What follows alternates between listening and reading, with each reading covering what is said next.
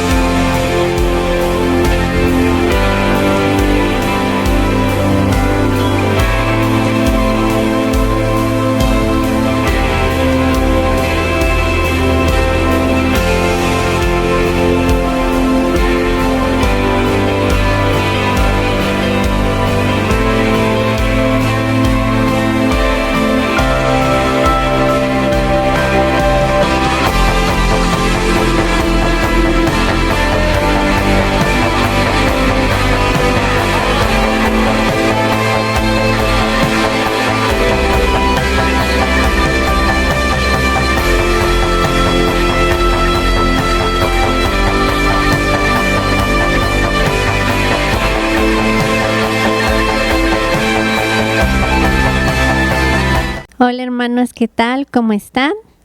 Bueno, pues vamos a comenzar este tiempo con una oración. Cierra tus ojos ahí donde estás. Bendito eres, Padre Todopoderoso, te damos a ti, Señor, toda gloria, toda honra, porque solo tú eres digno, mi Dios. Y en estos momentos, Señor, te pedimos, Padre, que tu Espíritu Santo nos guíe, nos enseñe, que se quite toda distracción, que podamos poner atención a lo que tú tienes a nuestras vidas y que podamos también quedárnoslos en nuestras mentes, en nuestros corazones y llevarlos por hechos también en nuestras vidas. Disponemos este tiempo, Señor, para ti en el nombre de Cristo Jesús. Amén. Bueno, pues vamos a abrir nuestras Biblias. Vamos a comenzar con nuestro versículo y este se encuentra en 2 de Corintios 10 del 3 al 5. Pues aunque vivimos en el mundo, no libramos batallas como lo hace el mundo. Las armas con que luchamos no son del mundo, sino que tienen el poder divino para derribar fortalezas. Destruimos argumentos y toda altivez que se levante contra el conocimiento de Dios y llevamos cautivo todo pensamiento para que obedezca a Cristo. Bueno, pues quiero también contarles una anécdota. Resulta que cuando yo era adolescente, sí, yo creo unos 15, mi papá me comparaba mucho con una de mis sobrinas. Igual somos de la edad. Entonces, en ese tiempo yo todavía no conocía la palabra de Dios, aún no recibía a Cristo en mi corazón. Y me acuerdo que pues mi sobrina sí, y ella en la iglesia tocaba el violín, cantaba y que hacían obras y íbamos a verla. Entonces mi papá siempre me decía, mira, ya viste cómo toca el violín, ya viste cómo canta, ya viste, y siempre me decía, ay, deberías de hacerlo, ¿no? También. Que bueno, mi papá también no me acercaba a la iglesia o a una actividad, pero yo creo que él sí tenía como ese gusto, porque yo veía que disfrutaba mucho de ver a mi sobrina cuando pues le tocaba una participación. Entonces, era esos comentarios muy constantes y me acuerdo que también estaba ella aprendiendo a manejar. Igual, ¿no? Ay, aprendí a manejar. Entonces mi papá siempre estaba ahí, con ese tipo de comparaciones. Y en una ocasión mi sobrina me invita a ir de compras. Entonces, pues sí, dije, ay, sí. Y aunque a mí al verla, pues a veces en mi mente sí era de, ay, pero bueno, eran compras y decidí ir con ella. Y me acuerdo que ella se puso a buscar su ropa, yo me puse a buscar mi ropa y a la hora de que íbamos a entrar a los vestidores solo había uno grande y entramos juntas. Y ya nos íbamos a medir la ropa y ella me dice, ¿puedo usar lo que agarraste? Y a mí se me hizo como raro y dije, pues sí, y no, pues hubieras agarrado también, ¿no? Unos pantalones, blusas.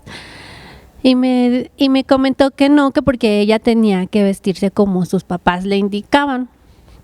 Y comenzamos a platicar y entrar como más en confianza y me di cuenta que pues era agradable, que mi sobrina era muy parecida a mí porque teníamos muchas cosas en común, nos gustaban también muchas cosas, sin embargo, yo creo que me caía mal por los comentarios que hacía mi papá. ¿Y por qué te cuento esto? Porque creo que muchas veces nos pasa lo mismo.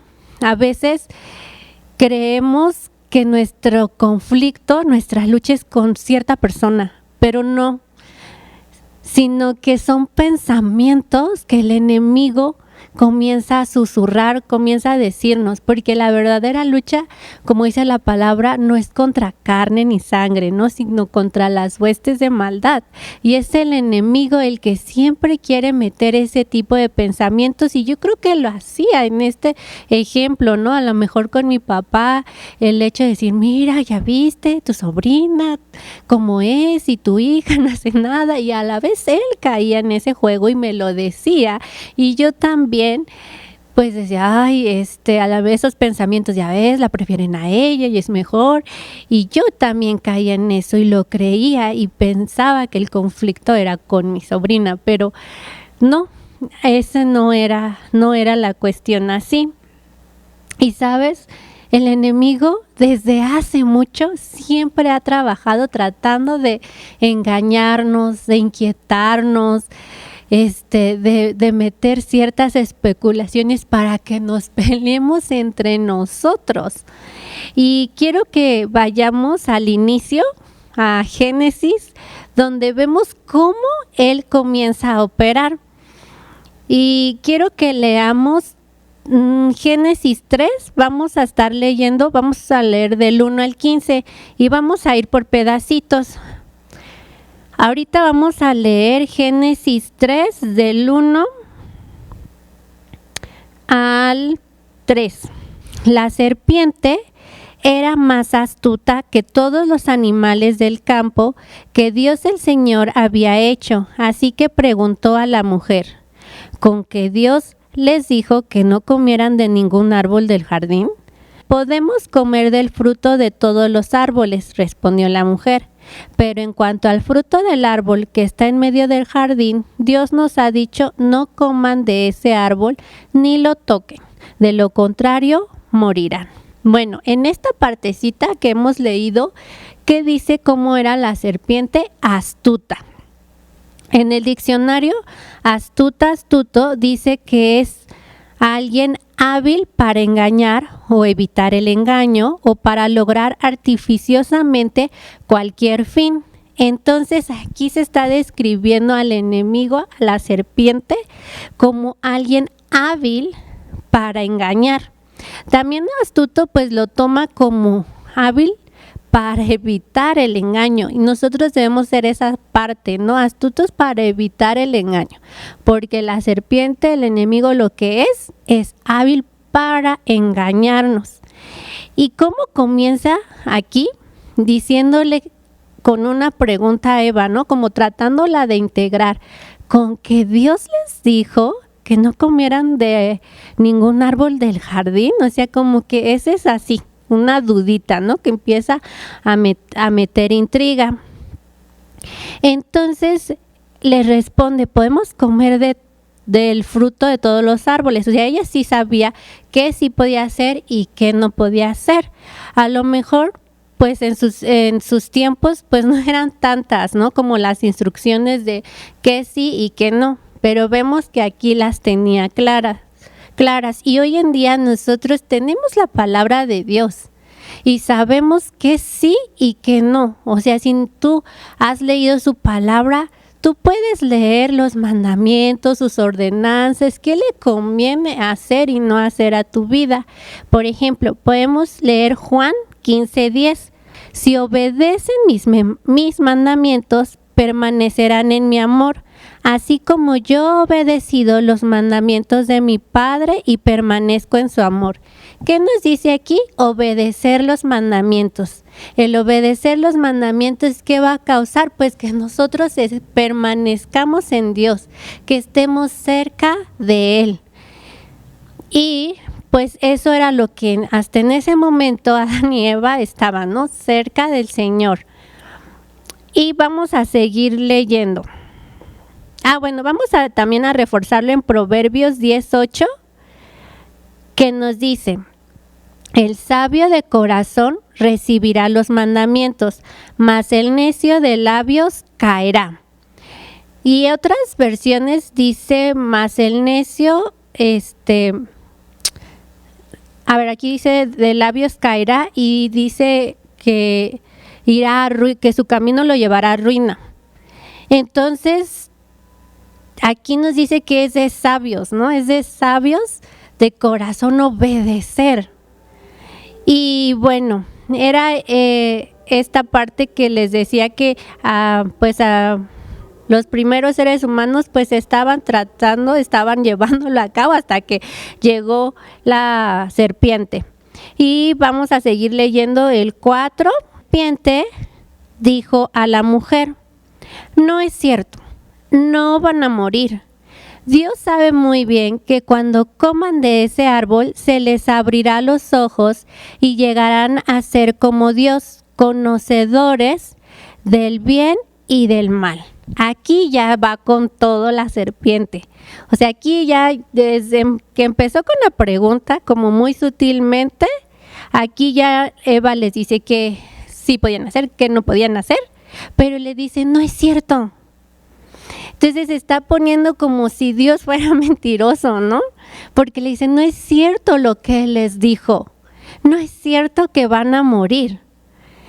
Y muchas veces el enemigo nos habla así, y más en estos tiempos la sociedad está escuchando mucho esto: no es cierto. No es cierto que van a morir, en el sentido de no es cierto. Es tu cuerpo y tú decides. No es cierto, no va a pasar nada. No es cierto que si tú puedes amar a una persona, estás casado y sientes amor por otro, no pasa nada, es amor, esas son mentiras, no es cierto. Y entonces esas ya son mentiras del enemigo. Y te digo, comienzan muy sutilmente. ¿Acaso a poco no puedes ser amado? ¿Acaso no puedes decidir por ti? No es cierto, claro que tú lo puedes hacer, eres libre. Y entonces el enemigo lo que empieza a hacer es como irnos envolviendo en sus mentiras. Y aquí dice: porque cuando coman de ese árbol se les abrirá los ojos y llegarán a ser como Dios. Y sabes, el que principalmente quiso ser como Dios fue Él. O sea, Él fue el que quería ser como Dios. Y entonces con sus mentiras nos hace que nosotros nos quiere que nosotros nos envolvamos a ese pensamiento de también querer ser más, de querer ser superiores a alguien más, o estar como pues al nivel de Dios. O sea, y eso no está bien. Y miren lo que dice Juan 8:44. En este versículo, en contexto, Jesús está hablando con los fariseos, porque ellos también están haciéndole preguntas a Jesús, a lo mejor preguntas como sutilmente, pero no porque de verdad tuvieran esa inquietud, sino que ellos querían que Jesús cayera en sus argumentos para acusarlo, ¿no? En contra de la ley. Pero Jesús les responde de esta forma. Dice: ustedes son de su padre el diablo, cuyos deseos quieren cumplir. Desde el principio ha sido un asesino y no se mantiene en la verdad, porque no hay verdad en él. Cuando miente, expresa su propia naturaleza, porque es un mentiroso. Es él el padre de la mentira. Aquí nos está diciendo cómo es, ¿no? Y dice, desde el principio ha sido un asesino, porque aquí a Adán y Eva les dijo, no van a morir.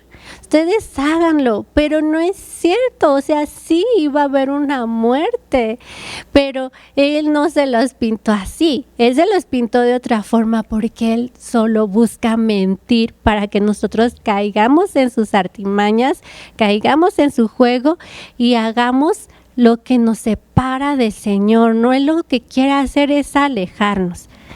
Y mira, vamos a seguir leyendo en Génesis. Nos quedamos en el 5, ahora vamos a leer el 6 y el 7.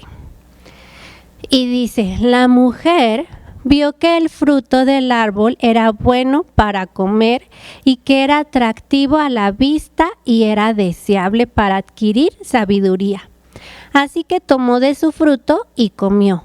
Luego dio a su esposo que estaba con ella y él también comió.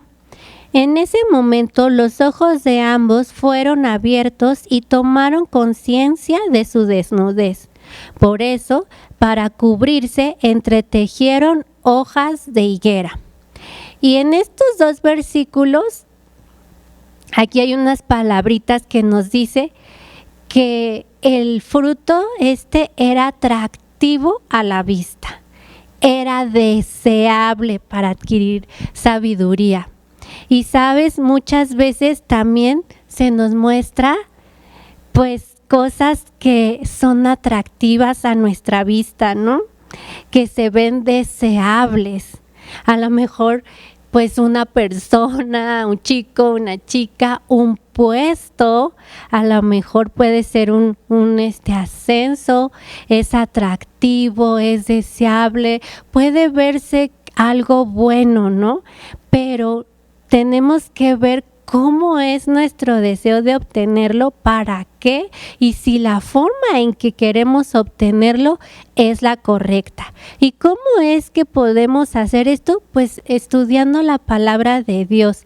Mientras nosotros estemos más cerca del conocimiento de su palabra, nosotros vamos a poder filtrar y darnos cuenta si eso atractivo a nuestra vista sí es algo que pueda convenirnos. Y es que, mira, en su palabra Él nos dice, en 1 Corintios 10:23, todo me es lícito, pero no todo conviene. Todo me es lícito, pero no todo edifica.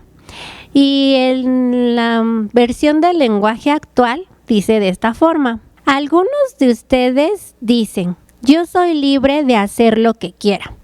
Claro que sí, pero no todo lo que uno quiere conviene, ni todo fortalece la vida cristiana. Entonces, a mí se me hace curioso, ¿no? Que el fruto era atractivo, era deseable y muchas veces digo, eso también puede pasar en nuestra vida. Podemos ver cosas atractivas que aparentemente sean buenas, ¿no? A lo mejor como un fruto, no sé, era un alimento que podría ser bueno, pero decía era deseable para adquirir sabiduría.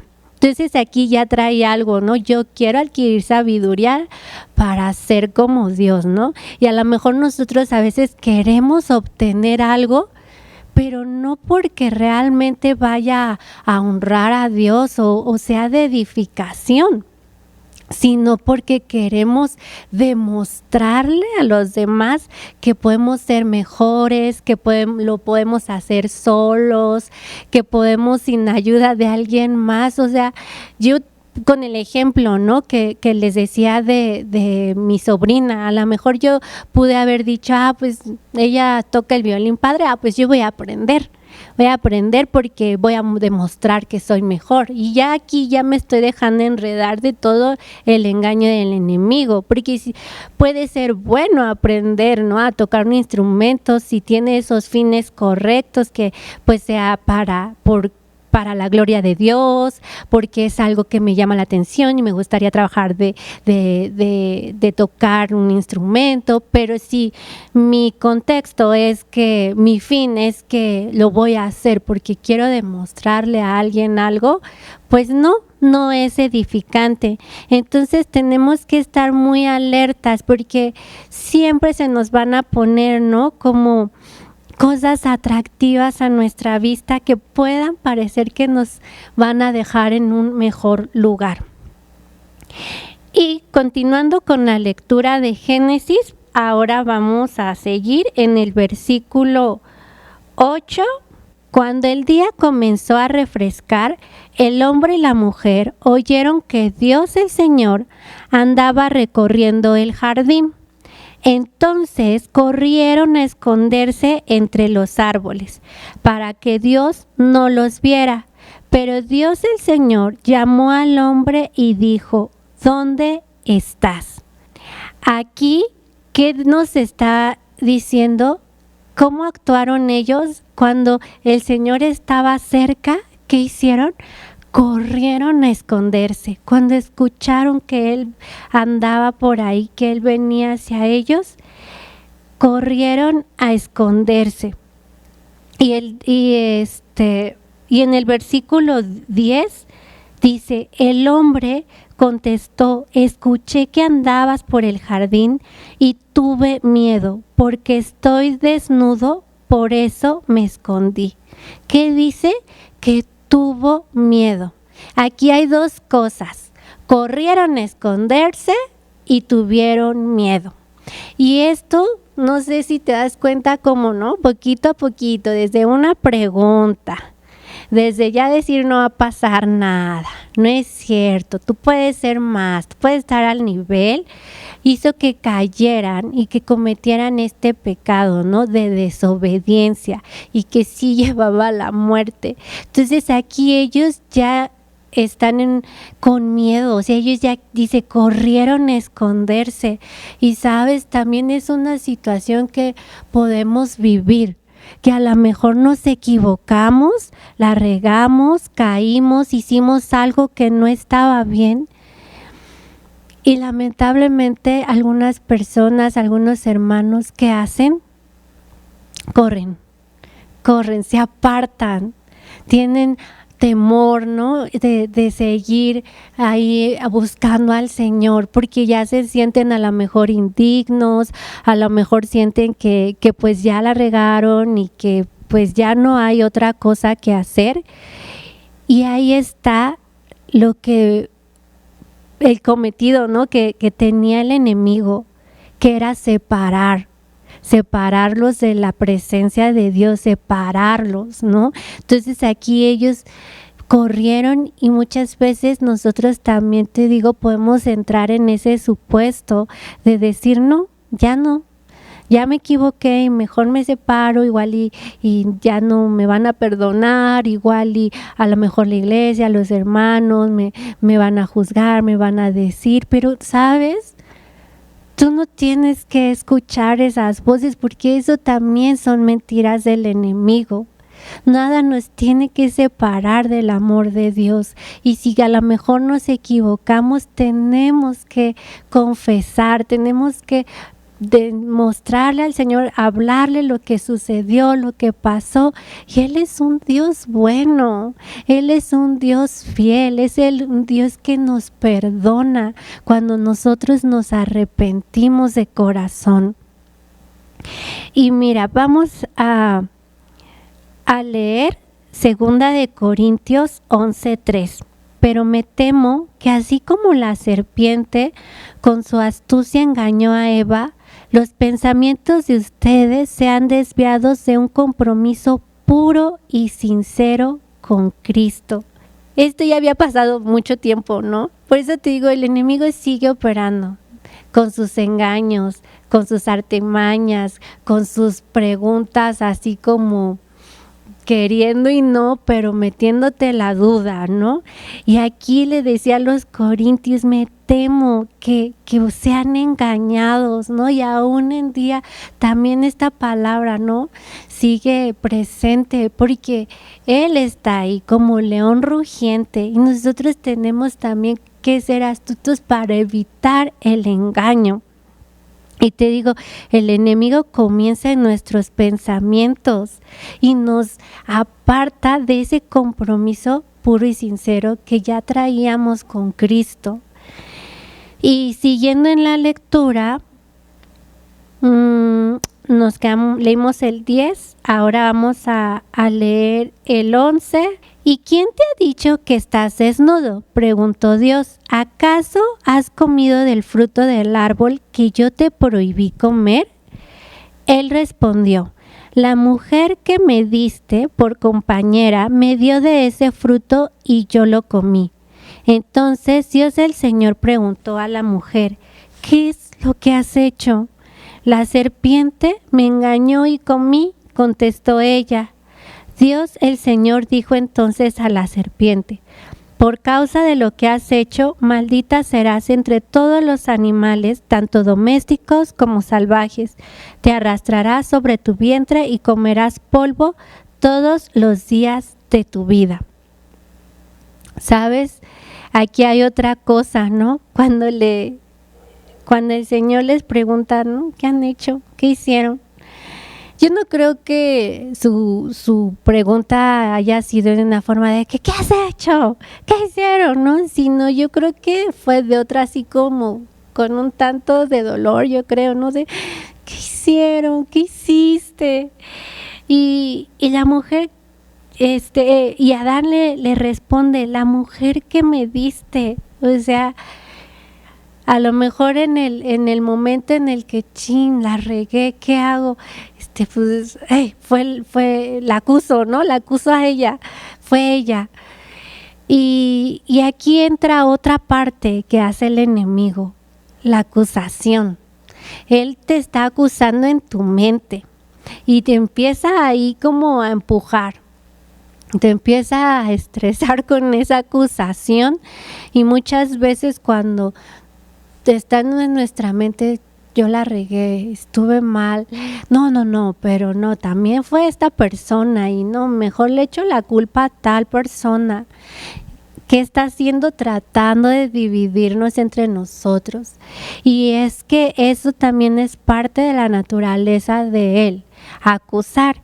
Y mira, vamos a leer Apocalipsis 12:10. Entonces oí una gran voz en el cielo que decía, ahora ha venido la salvación, el poder y el reino de nuestro Dios y la autoridad de su Cristo, porque ha sido lanzado fuera el acusador de nuestros hermanos, el que los acusaba delante de nuestro Dios día y noche. Él es el acusador, él es el que está como león rugiente, viendo a ver a quién devorar y destruir. Él está viendo en qué momento nos equivocamos para acusarnos y primeramente lo hace en nuestros pensamientos, nos hace sentir tan culpables, ¿no? Que nos sentimos que necesitamos huir, necesitamos escondernos, necesitamos echarle la culpa a alguien más porque está ahí acusándonos.